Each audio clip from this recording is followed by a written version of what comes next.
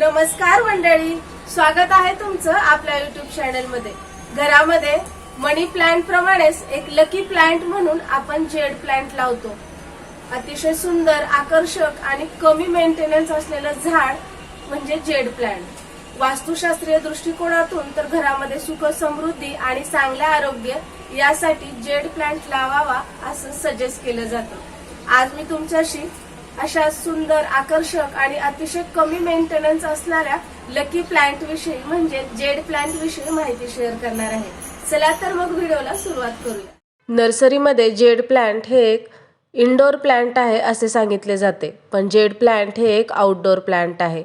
या झाडाला दररोज 3 ते 4 तास तरी सनलाईटची आवश्यकता असते। पण तुम्हाला जर हे झाड घरामध्ये ठेवायचं असेल तर अशा ठिकाणी ठेवा की ज्या ठिकाणी कमीत कमी 3 ते 4 तास तरी या झाडाला सूर्यप्रकाश मिळेल। जेड प्लांटसाठी पाण्याचा व्यवस्थित निचरा होणारी माती आवश्यक असते। कुंडीमध्ये माती भरताना त्यामध्ये वाळू तसेच शेणखत मिक्स करायचे, त्यामुळे झाडाची वाढ अगदी व्यवस्थित होते। जेड प्लांटची वाढ व्यवस्थित होण्यासाठी आणि झाड हे अतिशय टवटवीत हिरवेगार राहण्यासाठी या झाडाला कमीत कमी 3 ते 4 तास तरी सूर्यप्रकाश आवश्यक असतो। अति तीव्र कडक उन्हामध्ये हे झाड ठेवायचं नाही। दररोज जर आपण हे झाड अति कडक उन्हामध्ये ठेवलं तर याची पाने गळतात। त्याचप्रमाणे हे झाड कायमस्वरूपी सावलीतही ठेवायचं नाही। सावलीत ठेवल्यामुळे या झाडाची पाने सुकतात आणि गळून जातात, त्यामुळे ऊन आणि सावली हे दोन्ही या झाडासाठी आवश्यक आहे। जेड प्लांटचे एक वैशिष्ट्य म्हणजे जेड प्लांट हे आपण अतिशय छोट्या कुंडीमध्ये लावू शकतो, त्याचप्रमाणे मोठ्या कुंडीमध्ये लावू शकतो।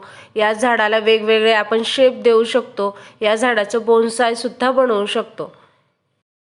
या झाडाला कट करून आपण हवा तो आकार देऊ शकतो। त्याचप्रमाणे वाढलेल्या फांद्यांपासून आपण नवीन झाडे सुद्धा तयार करू शकतो। अशा प्रकारे वाढलेल्या ब्रांचेस कट करून घ्यायच्या आणि कट केलेले जे कटिंग आहे त्याचा जेवढा भाग आपण कुंडीमध्ये मातीमध्ये खोवणार आहोत त्यावरचे पाने कट करून घ्यायचे। वर्षभरामध्ये आपण एका चांगल्या वाढलेल्या झाडापासून 15 ते 20 नवीन रोपे तयार करू शकतो।